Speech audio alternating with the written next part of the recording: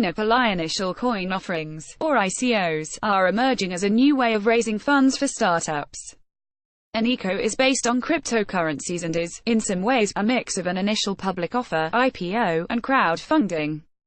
TNN, updated, March 7, 2018, 1657 ist startups have managed to raise as much as $200 million in a single round of funding through initial coin offerings, ICOs. The lack of clarity about cryptocurrencies in India has led to companies raising these funds in other markets. Image used for representation only. Bengaluru. Initial coin offerings, or ICOs, are emerging as a new way of raising funds for startups.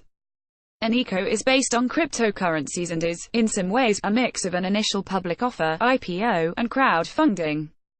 Despite no regulation around this space, startups have managed to raise as much as $200 million in a single round of funding through ICOs.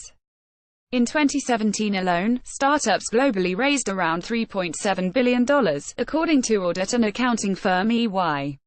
Indian startups are also among those raising funds through ICOs in foreign markets. The founders of DriveZ, a peer-to-peer vehicle sharing platform, were introduced to this fundraise last year.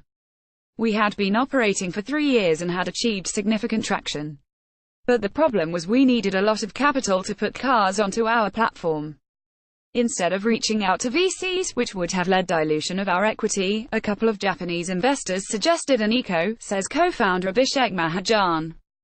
Belfrix, a cryptocurrency exchange platform started in 2014, raised around $2.2 million in funding through an ICO in October last year. Founder Praveen Kumar Vijayakumar said, "We raised funds to build a KYC-compliant blockchain and a token exchange platform. The funds came in Bitcoins and most of our investors came from Europe. An ICO is similar to an IPO. However, instead of granting shares in the company, the issuer will create crypto tokens to give out to investors. The investors, on the other hand, will invest any well-known cryptocurrency, usually Bitcoins or Ether, into the venture in exchange for tokens. Companies self-regulate and create their own rules for each fundraise, including the duration of an ICO, the initial value of the token, and rules regarding when an investor can encash the token. In Belfrix's case, 1 Bitcoin was equal to 2,000 Belfrix tokens. Once the company is able to raise the required funds within the stipulated period of time, they close the ICO. After it closes, the company no longer has any responsibility towards the tokens they issued. The investors can encash the tokens or choose to trade them on token exchange platforms. The lack of clarity about cryptocurrencies in India has led to companies raising these funds in other markets. The US, Europe and Singapore are the most popular destinations. Belfrix raised in Singapore, while DriveZ in Japan.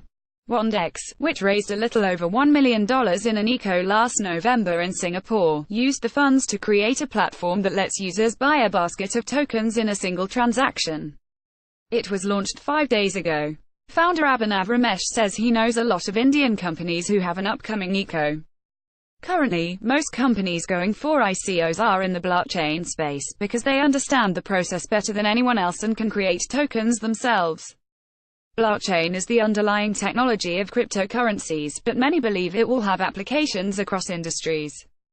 Professional network platform in education space Springroll, AI-based sports platform Makarao, gifting platform Easter Egg, and fintech company Cash are all Indian startups using blockchain platforms and looking to raise funds through ICOs. Belfrix Vijayakumar says an ICO is not for everyone. An Indian company could be competing with global companies to raise funds. This requires a lot of marketing, he says. For investors, too, the risks are high because the token values could be volatile given that the number of investors is still small relative to those in IPOs, and the largely unregulated nature of the space. EY notes that there has been a fall in ICO numbers this year due to the recent crackdown on them by the Chinese government. A large number of ICO investors are from China. Get latest news. Read more business news in English and other languages.